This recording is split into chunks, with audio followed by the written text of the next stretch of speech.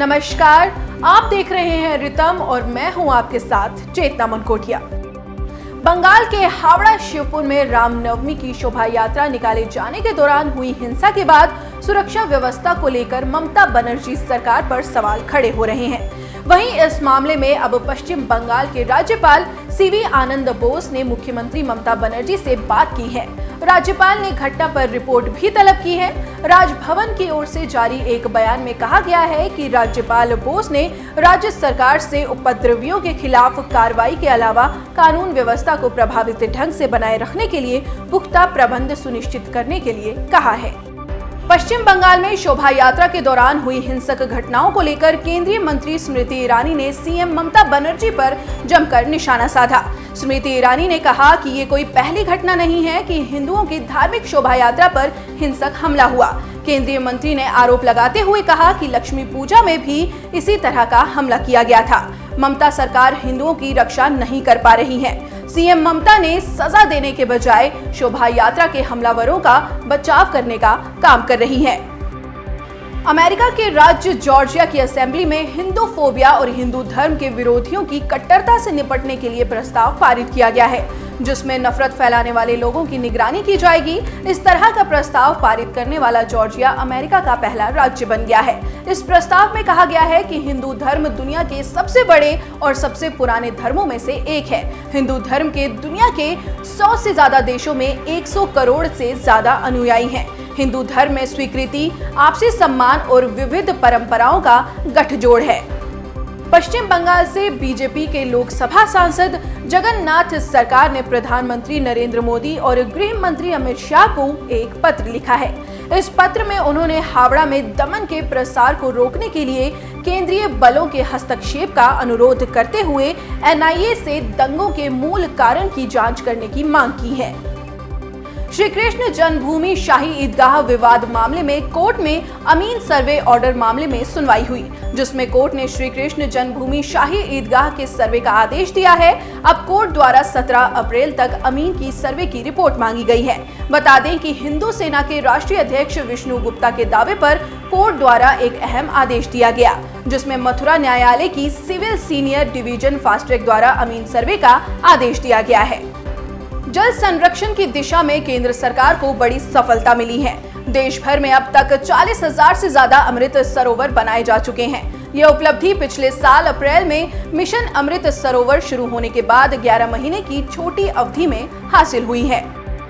Lok Sabha speaker Om Birla ने Israeli संसद के स्पीकर अमीर ओहाना के साथ बैठक की और कहा कि भारत और इजरायल की साझा रणनीति आतंकवाद के विरुद्ध लड़ाई में दुनिया को नई दिशा देगी। भारतीय विदेश मंत्रालय ने भारत मलेशिया के बीच व्यापार को लेकर एक अहम जानकारी दी है।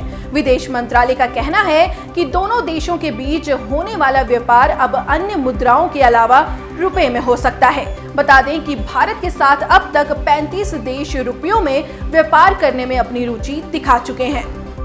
भारत में कोरोना के मामलों में बढ़ोतरी देखी जा रही है। स्वास्थ्य मंत्रालय के अनुसार पिछले 24 घंटों में कोरोना के 2,994 नए मामले सामने आए हैं। वहीं अब सक्रिय मामलों की संख्या 16,354 पहुंच गई है। तो वहीं सरकार ने लोगों से एहतियात बरतने की भी अपील की है।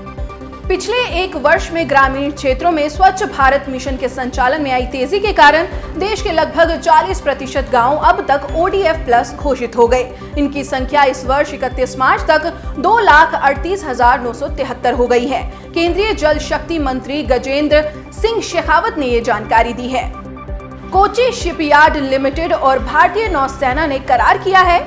नौसेना ने अगली पीढ़ी के 6 मिसाइल वेसल के निर्माण का कॉन्ट्रैक्ट दिया है। दोनों के बीच 9,805 करोड़ रुपए का कॉन्ट्रैक्ट हुआ है। तो वहीं मार्च 2027 से जहाजों की डिलीवरी की जाएगी। मणिपुर के मुख्यमंत्री एन बीरेन सिंह ने शुक्रवार प्रेस कॉन्फ्रेंस कर कहा कि उनकी सरकार NRC यानी राष्ट्रीय नागरिक रजिस्टर पेश करने के लिए तैयार है, लेकिन इसके लिए केंद्र से मंजूरी की जरूरत है। जम्मू कश्मीर के सांबा जिले के रामगढ़ में अंतर्राष्ट्रीय सीमा पर रात करीब 12 बजे बीएसएफ ने पाकिस्तान की ओर से आ रहे ड्रोन पर फायरिंग की। बीएसएफ ने जानकारी देते हुए बताया कि जवानों की फायरिंग के बाद ड्रोन पाकिस्तान लौट गया। इलाके की सघन तलाशी की जा रही है।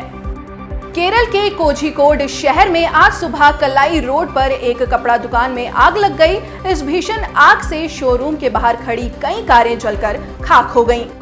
अमेरिका का प्रतिष्ठित metropolitan museum of art Bharat को 15 मूर्तियां लौटाएगा। उसने ये कदम तब उठाया है जब उसे पता चला है कि ये मूर्तियां भारत से गैर कानूनी तरीके से अमेरिका लाकर बेची गई थीं।